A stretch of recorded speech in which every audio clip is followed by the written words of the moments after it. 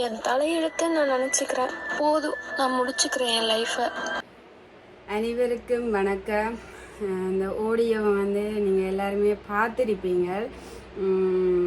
அந்த குரல் இப்போ வந்து இந்த உலகத்தில் இல்லை. அது வந்து தன்னுடைய தற்கொலை செஞ்சிட்டாங்க. அவங்க என்னத்துக்காக தற்கொலை செஞ்சாங்கன்னு பார்த்தால், திருமணமாகி 3 மாதமே ஆன அவங்க மாமியார் கொடுமை, மாமனார் கொடுமை, அதோட கணவர்கிட்ட வந்து உடல் ரீதியாக கொடுமைகளை அனுபவித்து அவங்க வந்து தன்னுடைய உயிரை வந்து தானே எடுத்துட்டாங்க. என்ன நடந்தது அப்படின்றத பார்ப்போம். அதை பார்க்குறதுக்கு முன்னே எங்களோட சேனலை முதலாக பார்க்குறேன் நீங்கள் வந்து சப்ஸ்கிரைப் பண்ணுங்கள், அதே மாதிரி லைக் பண்ணுங்கள். கட்டாயமாக வந்து லைக் பண்ணுங்கள். நீங்கள் லைக் பண்ணினா வந்து நிறைய பேருக்கு இது வந்து போய் சேரும். அதால் தான் நான் உங்களுக்கு லைக் பண்ண சொல்கிறேன். கட்டாயமாக வந்து இதை லைக் பண்ணிக்கொள்ளுங்க. வாங்க வீடியோக்குள்ளே போகலாம். அதாவது இது வந்து இந்தியாவில் நடந்த ஒரு பிரச்சனை தான். இந்தியாவில் நடந்தான்னு எங்கே நடந்தான்னு ஒரு பெண்ணுக்கு நடந்த ஒரு கொடூரம் தானே. அதால் தான் இதை பற்றி நான் கதைக்க வந்திருக்கிறேன். என்னென்னு பார்த்தால், இந்தியாவில் ரிதன்யா என்று சொல்கிறப்படுகிற ஒரு பெண் வந்து உயிரிழந்திருக்கிறாங்க. தற்கொலை செய்து உயிரிழந்திருக்கிறாங்க. அதாவது இப்போலேருந்து ஒரு 3 மாதத்துக்கு முன்னம் அவங்களுக்கு வந்து பெரிய ஒரு 3 கோடி செலவழிச்சு. அதாவது ரிதன்யாவுடைய அப்பாவும் வந்து ஒரு பெரிய ஒரு பணக்காரர். அதே மாதிரியாகத்தான் அந்த திருமணம் செய்த ஆணுடைய அப்பாவும் வந்து ஒரு 3 பரம்பரை வந்து சாப்பிடக்கூடிய அளவு, ஒரு வேலைக்கு போகாமல் இருந்து சாப்பிடக்கூடிய அளவுக்கு அவங்களும் வந்து பெரிய பணக்காரர். அப்படியான பட்சத்தில் அவங்களுக்கு வந்து பேசித்தான் திருமணம் செய்து வைக்கிறாங்க. அதாவது லவ் மேரேஜ் இல்லை, அவங்க பேசித்தான் திருமணம் செஞ்சு வைக்கிறாங்க. அப்படி செஞ்சு வச்ச இடத்துல ஒரு 10 நாள் 15 நாளிலேயே வந்து அவங்களுக்கான கொடுமை வந்து நடக்க வலிக்கிட்டுது. அதாவது அவருக்கு வந்து சீதனமாக வந்து 150 பவுன் நகையும், அதே மாதிரி அவங்க கேட்டதுக்கு அமைய ஒரு 75 லட்சம் பொறுமதியான சொகுசு காரும் வந்து சீதனமாக கொடுத்துருக்கணும்.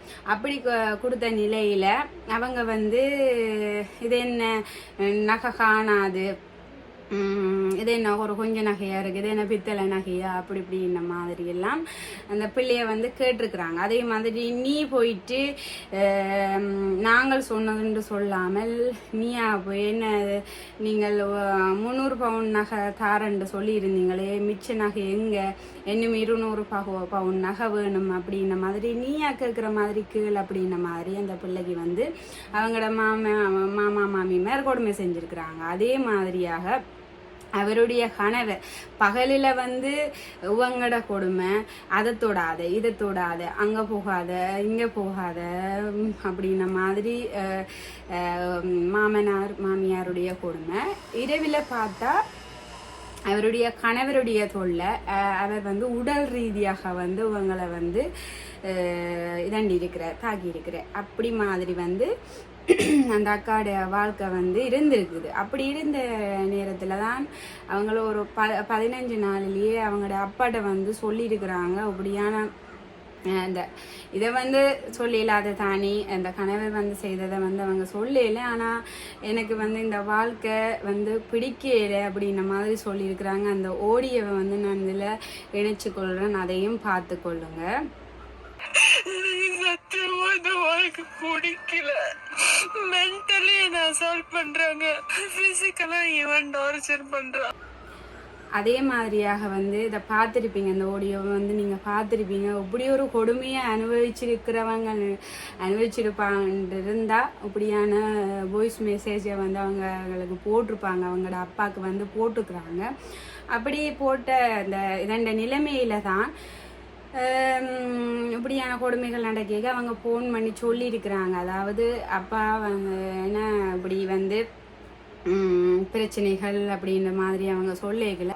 இவனும் இவன் ஃபேமிலியும் ரொம்ப கிரிமினல் ஃபேமிலி. இவங்க எல்லாம் யோசிச்சுதான் என் வாழ்க்கைய வீணாக்கிட்டாங்க. அவங்க அப்பா சொல்லியிருக்கிறாரு என்னன்னு சொன்னா, அதாவது இந்த ரிதன்யாவுடைய அப்பா வந்து சொல்லியிருக்கிறாரு என்னன்னு சொன்னால், தீர்க்க முடியாத பிரச்சனை எதுவுமே இல்லை, எதையும் நாங்கள் நினைச்சா எதையும் தீர்த்து கொள்ளலாம், அப்படி தீர்க்க இல்லாத பிரச்சனைன்னு சொன்னால் நீங்கள் வந்து எங்களோட வீட்டை இருங்கோ அப்படின்ன மாதிரி அவங்களுடைய அப்பா சொல்லியிருக்கிறார். அப்படி வந்து 10 நாள் 15 நாள்லேயே அவங்களோட அப்பா கிட்ட சொல்ல இருக்கிறாங்க தானே.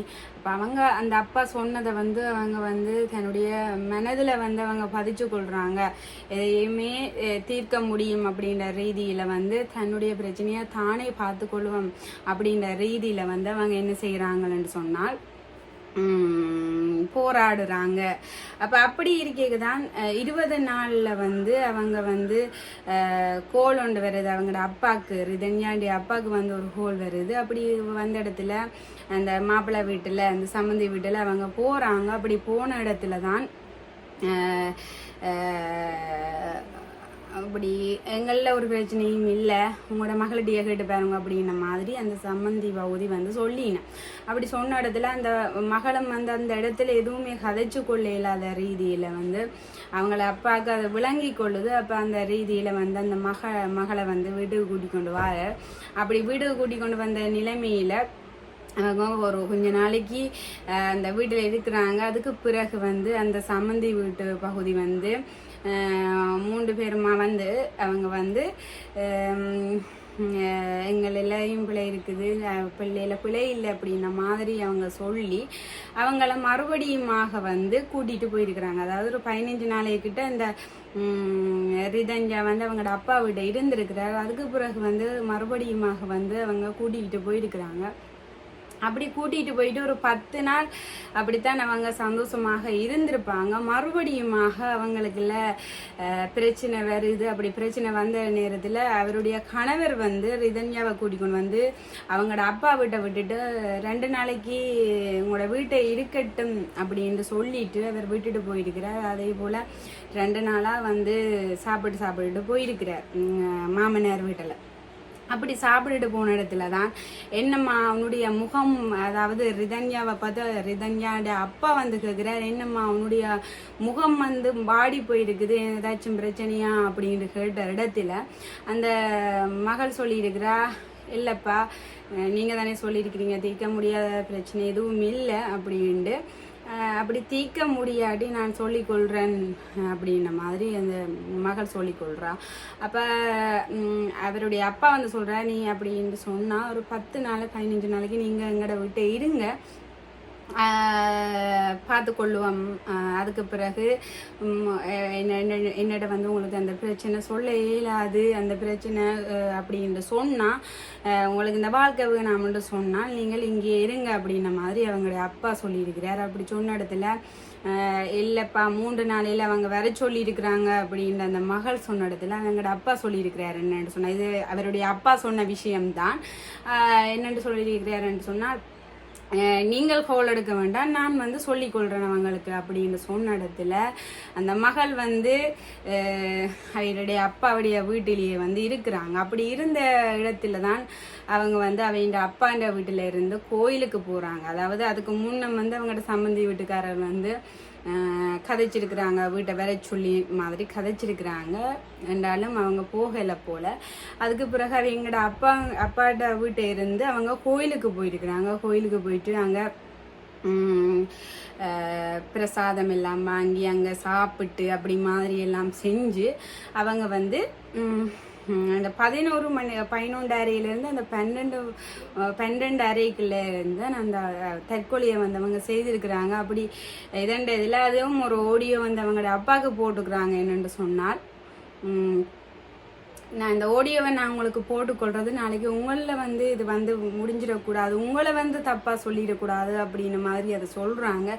அந்த ஆடியோவை நான் உங்களுக்கு போட்டுக்கொள்கிறேன், அதையும் பார்த்து கொள்ளுங்க.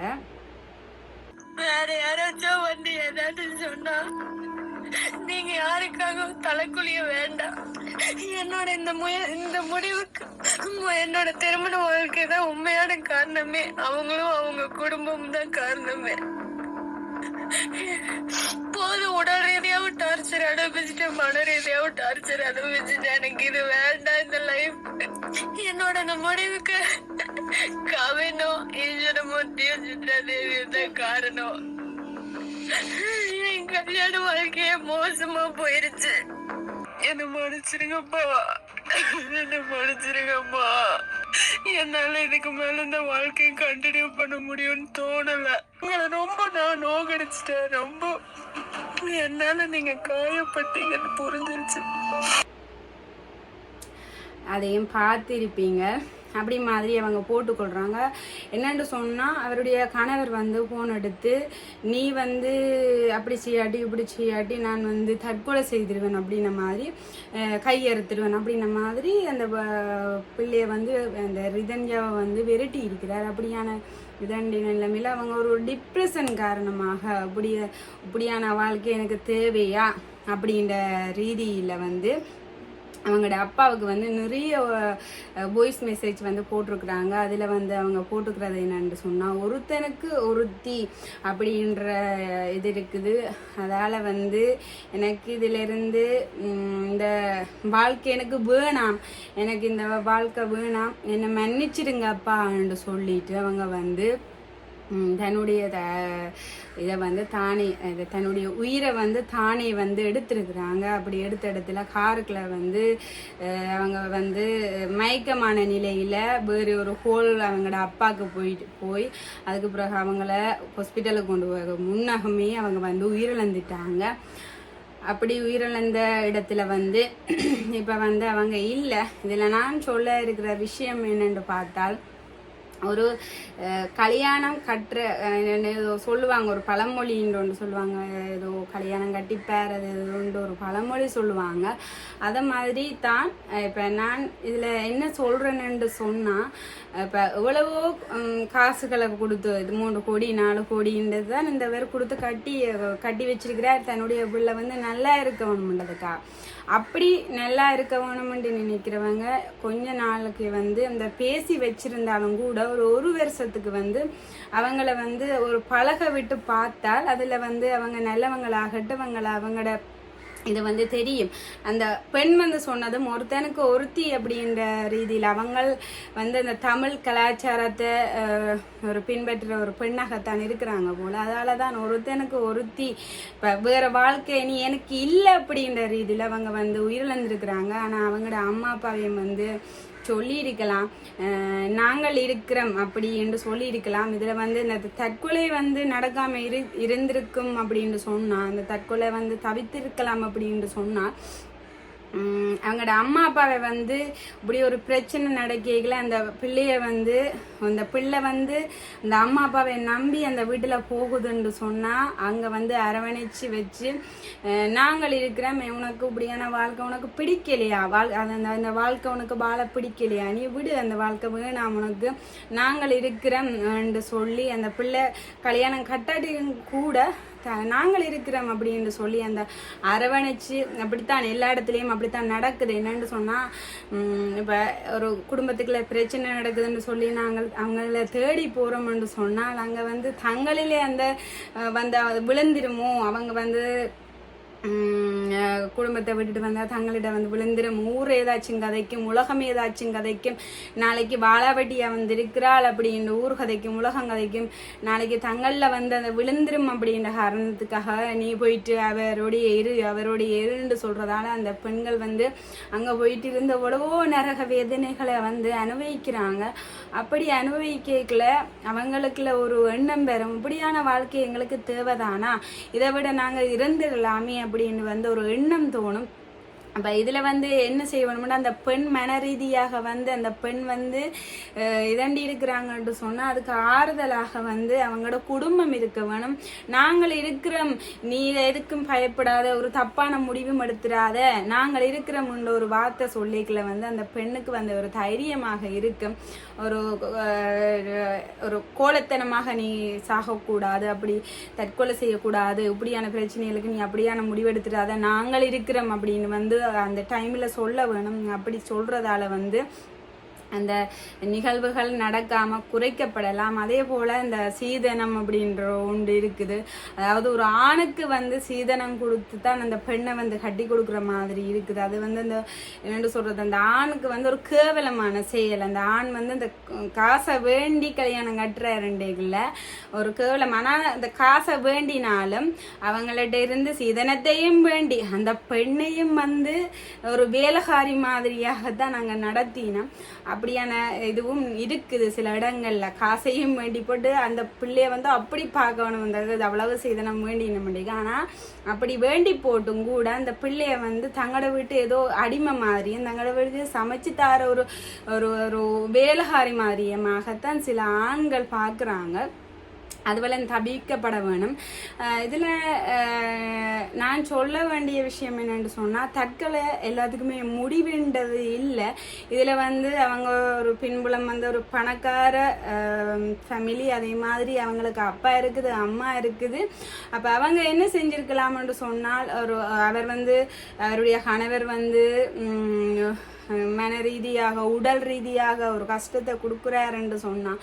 அப்படியான வாழ்க்கை தேவை இல்லை அப்படின்னு சொல்லிட்டு அந்த வாழ்க்கையிலிருந்து விலத்தி வந்து ஒரு சிங்க பெண்ணாக வாழ்ந்துருக்கலாம். அதாவது அவங்க வந்து கம்ப்யூட்டர் சயின்ஸ் படிச்சிருக்கிறாங்கன்னு நினைக்கிறேன். ஒரு வருஷமாக ஒரு வேலை செஞ்சுக்கிறாங்க. அவங்களுக்குள்ள 10 பேர் வேலை செஞ்சுருக்கிறாங்கன்ட்டு அவங்களோட அப்பாவே சொல்லியிருக்கிறார். அப்படியான பட்சத்தில் அவங்க அப்படி வெளியால் வந்து ஒரு சிங்க பெண்ணாக அவங்க இந்த வாழ்க்கையிலேருந்து வெளியால் வந்து அவங்க இதண்டி இருக்கலாம். ஆனால் அப்படியான ஒரு படித்தவங்க அப்படியான ஒரு முடிவு எடுத்திருக்கிறாங்க. ஆனால் அது அந்த நேரம் அவங்களுக்கு ஒரு மன அழுத்தம் காரணமாக அப்படி இருந்திருக்கலாம். ஆனால் அவங்களோட குடும்பம் வந்து அவங்களுக்கு ஒரு நல்ல ஒரு முறையாக நடந்திருந்தால் இந்த இது தவிக்கப்பட்டிருக்கலாம் அப்படின்னு நான் நினைக்கிறேன். என்னென்னு சொல்கிறது, இந்த இதுவரை வந்து குறைக்கப்பட வேணும், எதண்ட வேணும், அதுதான் என்னுடைய கருத்து. இப்படியான சீதனங்கள்ன்றது மற்றது இதன்றது இதுவெல்லாம் குறைக்கப்பட வேணும். அதே போல் ஒரு லவ் பண்ணி கல்யாணம் கட்டுறா கூட லவ் பண்ணிக்க கூட ஒரு வருஷம் 2 வருஷம் அவங்களோட பழகி பார்க்க வேணும். அதே மாதிரி பேசி கல்யாணம் கட்டுறா கூட ஒரு வருஷம் அவசரமாக பேசுறது, உடனே கல்யாணம் கட்டி வைக்கிறது. அதில் வந்து எங்களுக்கு யார் எவர் எதுவுமே தெரியாமல் அவசரமாக கட்டி வைக்கல. அவங்க யார் அப்படின்ற கூட தெரியாது. அப்போ அவங்க எப்படியானவங்கன்னு எங்களுக்கு தெரியாது. ஒரு வருஷம் அவங்கள பழக விட வேணும். அப்படி பழகல அவங்களோட குணம் வந்து வெளிக்கும். அப்படி வெளிக்கல அதுக்கு பிறகு கல்யாணம் கட்டி வைக்கலாம். அதுதான் என்னுடைய கருத்து.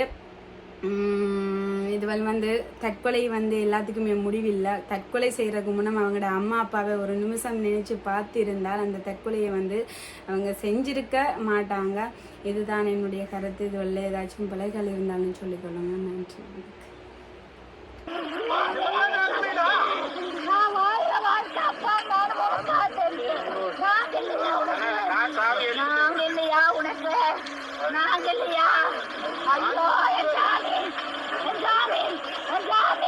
அம்மா முட்டை கொடுத்தேன், அம்மா முட்டை கொடுத்தேன். ஐயோ ஐயோ, நான் உனக்கு என்ன பண்ண வச்சேன், என்ன போட வச்சேன், நான் முடியல.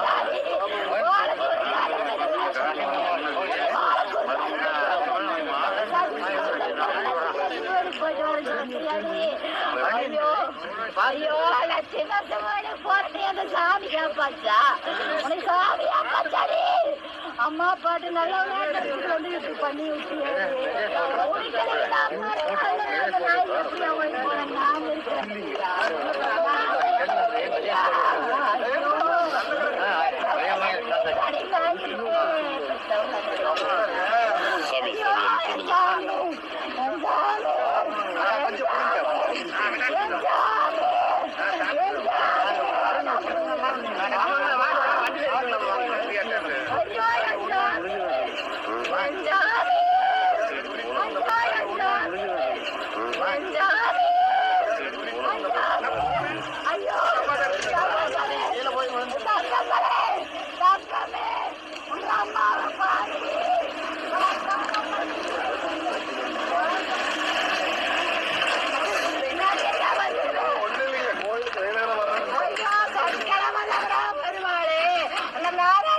எப்படியா போயிட்டு போறாங்க.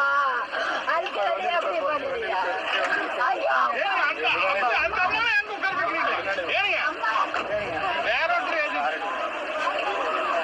தோசை மட்டும் தான் செய்வாங்களா மத்தவங்க. அது ஏதாவது தேங்காய் சட்னினா நம்ம தேங்காய் சட்னி விதவிதமா மூணு ஏதாவது பண்ண முடியாது அப்படிப்பாங்க. அதெல்லாம் தப்ப பண்ண முடியாதுதான் இருக்குமாமா. அவ்வளவுதான் செய்வாங்க. எக்ஸ்ட்ரா வேணா தோசை ஊற்றலாம். உனக்கு எவ்வளவு வேணாலும் சாப்பிட்டுட்டு எவ்வளவு வேணாலும் சாப்பிட்டுன்னா அதுக்குள்ள சாப்பிட முடியுமா? அவங்க நல்லா இருக்காங்க. அதில் போய் நம்ம ஊர் சாப்பிட முடியுமா? சொல்ல இருக்குமா? ஏதாவது போய் ஆசையை எடுத்து சாப்பிட போனானா பின்னாடியே போய் திறந்து பார்க்கலாம். அவளுக்கு அது சாப்பிடறதுக்கு பிடிக்காதான். சாயங்காலம் கூட்டிட்டு வந்த பிள்ளை என்னவனே வீட்டுல சாப்பாடு போட்டு அவர் எதிர்பார்த்து போயிட்டு வருமாங்க. நான் என்ன நினைச்சேன், அங்க உப்பு காரம் இல்லையா, சாப்பிடு இருக்கிறதுனால குடிக்கலையாட்டப்போ இங்க வந்து அதனால சாப்பிடறேன்னு நினைச்சேன். இதெல்லாம் எவ்வளவு கொடுமைங்க. இங்க வந்து ராணியாட்ட அவங்க அப்பா நைட் 12 மணி கேட்டாலும் வாங்கி தருவாரு. அந்த பிள்ளை அதெல்லாம் அங்க எதிர்பார்க்கலையே. இவன் ஒரு கேக் வாங்கினா கூட எங்களுக்கு ஐடென்டிஃபை பண்றது. நான் இன்னைக்கு தனியா கேக் வாங்கி கொடுத்தேன். அவங்க மாமனாரு ஒரு தடவை ஒரு டாப் எடுத்து கொடுத்தாராமா. இந்த பிரச்சனை முடிஞ்சு கூட்டு போனாங்களா, அதே சொல்லி காமிக்கிறேன். இதே நான் எடுத்து கொடுத்தேன். நம்ம இத்தனை பண்ணமே நாங்க சொல்லிட்டே இருந்து உங்களால ஜெயிச்சுக்க முடியுமா? நான் உன்னை கொடுத்தா அதோட எச்சத்தை எதிர்பார்க்கறது. அப்புறம் நான் கேட்டேனா, நான் ஆசைப்பட்டேனா என்றது இத்தனை இருக்குது. நாங்க பாரம்பரிய குடும்பம். நாங்க என்ன இத்தனை வயசு என் பிள்ளைய வச்சிருந்து என் அப்பா அம்மா நம்மளுக்கு நல்லதுதான் பண்ணலாம்னு அந்த பிள்ளை ஒழுக்கமா வாழ்ந்ததுக்கு நாங்க ஒரு தவறான குடும்பத்தை கொடுத்து என் பிள்ளை காவ வாங்கி. ஆனா என்னால என் பிள்ளை கூட போனாலும் போயவே நான் இருக்கிறதுக்கு வாய்ப்பு இல்லை. ஆனா அந்த அவர் சக்தி உள்ளவளான்னு அவங்க இதெல்லாம் வந்து என்ன ஆவாங்கன்னு எனக்கு தெரியாது. ஆண்டவன் அவளும் தக்க தண்டனை கொடுக்கணும், இந்த சட்டம் தண்டனை கொடுக்கணும். அதுதான் நான் எல்லாத்திட்டே கேட்டேன். இந்த மக்கள் எல்லாம் சேர்ந்து அவங்களுக்கு கொடுக்குற தண்டனை கொடுங்க. எல்லா தெய்வம் கொடுக்குற தண்டனை கொடுங்க. என் புள்ள எந்த நான் அந்த ஒரு செகண்ட நினைச்சு போய் பார்த்தாங்கன்னா அவன் நல்லா துண்டு துண்டா வெட்டி இருந்துருவாங்க.